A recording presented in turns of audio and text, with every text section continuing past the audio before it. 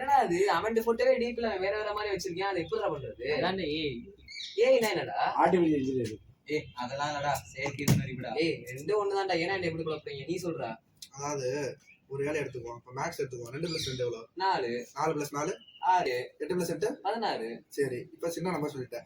5,35,432 3,45,532 ஒண்ணு எவ்வளோ வரும்? தெரியலையே. கால்குலேட்டர்ல போட்டு பாருடா. கால்குலேட்டருங்கிறது ஒரு துறை சம்மந்தமா உள்ளது. இப்போ ஒரு ஆட்டோமேட்டிக்கா எங்க ஏதோ ஒரு மிஷின் எடுத்துக்குவோம். ஆட்டோமேட்டிக் அப்படின்னா ஒவ்வொரு இதுக்கும் ஒவ்வொரு இதை பண்ணுது. அதாவது இப்போ ஏடிஎம் எடுத்துக்கிட்டோம்னா பணம் சம்மந்தமா உள்ளது, கால்குலேட்டர்னா மேக்ஸ் சம்மந்தமா உள்ளது. வேர்ல்டுல இருக்க எல்லா டீட்டெயிலும் வித்தின் 1 செகண்ட்ல ஒருத்தருக்கு கிடைக்கணும்னா அதுக்கு உருவாக்கப்பட்டதான் ஏஐ. ஹியூமனோட வேலையை சீக்கிரமா பண்ணி கொடுக்கணும், அது அவனுக்கு எஃபெக்டிவா இருக்கணும். அதுக்கு தான் இந்த ஏஐங்கிறத உருவாக்கியிருக்கோம். இப்போ ஏஏ எல்லாம் பண்ணா மனுஷங்களாம் இங்கே தான் போகிறது. எப்போதும் போல விவசாயத்துக்கு போக வேண்டியதுதான். விவசாயத்துக்கு போனா ஒரு படிச்சு வெளிநாட்டுக்கு போனாடா, படிச்சு வெளிநாட்டுக்கு எல்லாரும் போயிடுவாங்க. ஒரு வெளிநாட்டுக்கு எல்லாம் வைக்கிறதா இந்தியா டெவலப் பண்ணணும்ல. சாஃப்ட்வேர் கம்பெனி வேலை பார்க்குறவனா எங்கே போவான்?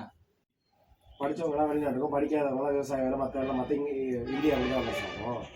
ஆமாம், நான் கேள்விப்பட்டேன். ஏ கம்பெனி எல்லாமே ஃபாரின் கண்ட்ரியில் தான் இருக்கு. அப்போ நம்ம நாட்டுக்கு சொந்தமாக எதுவுமே இல்லையா?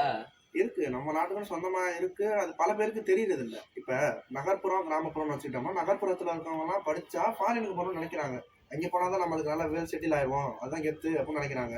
இதே கிராமப்புறம் இருக்க மக்களுக்கு அந்த ஒரு விழிப்புணர்வே கிடைக்கிறது இல்லை. அந்த விழிப்புணர்வு அவங்களுக்கு கிடைச்சு அவங்களுக்கு இருக்க அறிவு இவங்களுக்கே இருந்தால் அந்த ஏஐ கம்பெனி எல்லாம் நிறைய பெருகும், அதுக்கு வேலை பார்க்குற வாய்ப்புகளும் அதிகமா இருக்கும். அதனால இந்தியா கூட வளர்ச்சி ஆகலாம். இல்லையா? இப்போ நகர்ப்புறத்துல இருக்க மக்களுக்கு விழிப்புணர்வு கொடுக்குற மாதிரி கிராமப்புறத்துல இருக்க மக்களுக்கு விழிப்புணர்வு கொடுத்தா அதெல்லாம் நடக்கும்ல, நம்ம நாடு சீக்கிரமா வளர்ச்சி ஆகும்ல. ஆமா, அப்படியே அதை வச்சுக்கலாம். இப்போ ஏஐ பத்தி பார்த்தோம்னா ஒரு கம்பெனின்னு எடுத்துட்டோம் வச்சுக்கோ. ஒரு பெரிய கம்பெனி இருக்கு. அந்த கம்பெனில மனுஷங்களுக்கு பதிலா ஏஐ வந்து வைக்கிறாங்க. இப்போ ஒரு நுகர்வோராக நம்ம போனோம்னா மனுஷன் மேல அதிக நம்பிக்கை இருக்குமா, ஏஐ மேல அதிக நம்பிக்கை இருக்குமா? மனுஷங்க மேலதான் அதிக நம்பிக்கை இருக்கும். அப்ப மக்களுக்கு வந்து அந்த கம்பெனி மேல இருக்க நம்பிக்கை குறையுது. இப்ப மக்கள் பாக்குற வேலை ஏஐ பார்த்துச்சுன்னா அவங்களோட வேலை வாய்ப்பும் குறையுது, அதுக்கான வளர்ச்சி தடைபடுது. எப்ப ஒரு நாடு வல்லரசு ஆகும்னா அந்த நாட்டோட ஏற்றுமதி அதிகமாக இறக்குமதி கம்மியாகும் போது தான் வல்லரசு ஆகும். அப்ப இந்த மாதிரி ஏஐ வைக்கலன்னா நம்ம நாட்டோட பொருளாதாரமும் கொஞ்சம் கொஞ்சம் குறையுது. இப்ப இதெல்லாம் நம்ம நாட்டிலே உருவாக்கிட்டோம்னா நம்ம நாட்டோட பொருளாதாரம் அதிகமாகும். அதே மாதிரி நம்ம நாடு சீக்கிரம் வல்லரசு ஆக வாய்ப்புகள் இருக்கு. அதுக்கு நம்ம என்ன பண்றது?